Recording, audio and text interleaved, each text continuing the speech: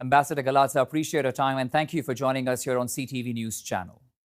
Thanks very much for having me. So let's discuss the timing of this visit and what have we been able to achieve here? So the timing is any visit from a Ukrainian leader, I think, is really important, and the timing today allowed the Prime Minister Shmihal to speak face to face with the Canadian his Canadian counterpart, Prime Minister Trudeau, with Deputy Prime Minister Chrystia Freeland. And with others to convey, first of all, his deep thanks. And when he thanked the government of Canada, he then also thanked the people of Canada. And this was effusive and incredibly sincere. He also they also had the opportunity to lay groundwork for more cooperation in the future and the signature of the Youth Mobility Agreement and the joint declaration on the modernization of the Canada-Ukraine Free Trade Agreement. These are significant agreements that are going to deepen our people-to-people ties, our commercial ties, and so that's the first thing that he was able to do today. You know, I will delve into the recovery and rebuilding part in just a few more minutes. But before that, I want to talk to you about the clip we played from the Prime Minister of Ukraine when he says that everything is in the open and we have nothing to hide. We are, of course, talking about those very important leaks. There are growing concerns after leaks of classified documents in the US and how that may also impact allies, how we are looking at this issue here in Canada, since we are, of course, a staunch ally, not just of the US and also Ukraine. Tell us about the concerns here. Well, I'm not going to comment on the leaks, but I would say that we see evidence that that Russia is actually instrumentalizing these leaks and instrumentalizing them in a way to sow division among allies, and to hit hard at the morale of Ukrainians and Ukrainian troops. And so we need to approach this information, these leaks, with a lot of caution, knowing that they're being instrumentalized. And I think we need to take the Prime Minister Shmihal at his word when he says Ukrainians may be tired, but they are not at all weakened in their resolve to get to victory.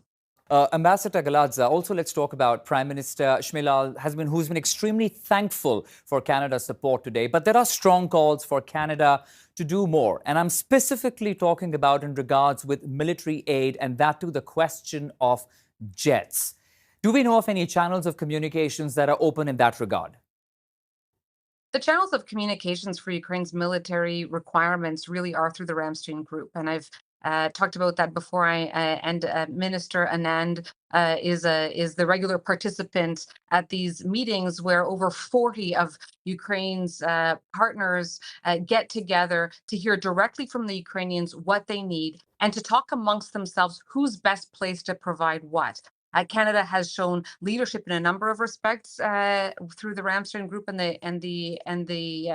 certainly in the tank coalition, as it's called, and providing Ukrainians with early on with the tanks that they needed. Those discussions are ongoing, and we are there to talk about what Canada can provide, what Canada has, what Canada can acquire, and that's how those conversations grew. This is a collective effort of Ukraine's friends and partners and allies to get them what they need. So will Canada take the next step, ma'am, is my question once again. Will we see Canada going ahead and supporting Ukraine where jets are concerned?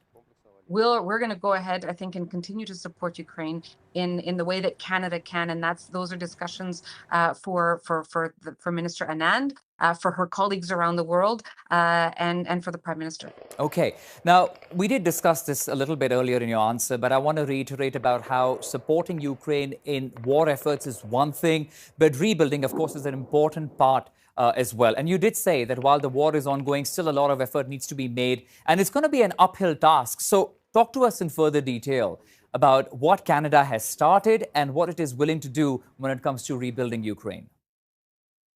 Right. So there are many aspects to rebuilding Ukraine. There's the fast recovery that needs to happen to fix windows and roofs of houses and hospitals and schools. And in those ways, Canada is already helping through humanitarian agencies and through projects already active on the ground in Ukraine. But there's a much bigger reconstruction effort for those large swaths of the country that are fully destroyed. And Ukraine is has a good sense of its priorities there and what it's going to take to rebuild. And in that respect, in the immediate term, Canada is helping for Ukraine to maintain its macro financial stability, to continue functioning as a state.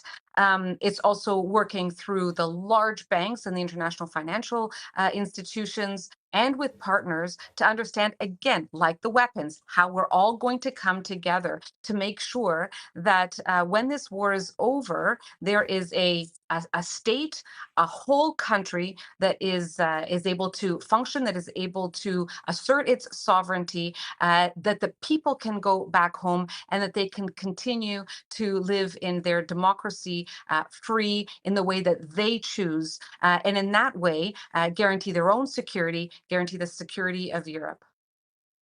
Right. Ambassador, also, I want to ask you this. We've seen several leaders who have visited Ukraine, leaders from our allies, our friends.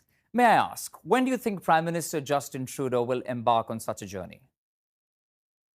The relationship between Ukraine and Canada is very strong, and that goes especially for the relationship between the Prime Minister Shmihal, Prime Minister Trudeau, and President Zelensky. I'm sure they look forward to seeing each other soon. And of course, we'll be here covering that story as well. We appreciate you joining us on the channel tonight. Larissa Galadza, Ambassador of Canada to Ukraine. Thank you so much, ma'am, for taking out the time and joining us on our coverage. Thank you for having me.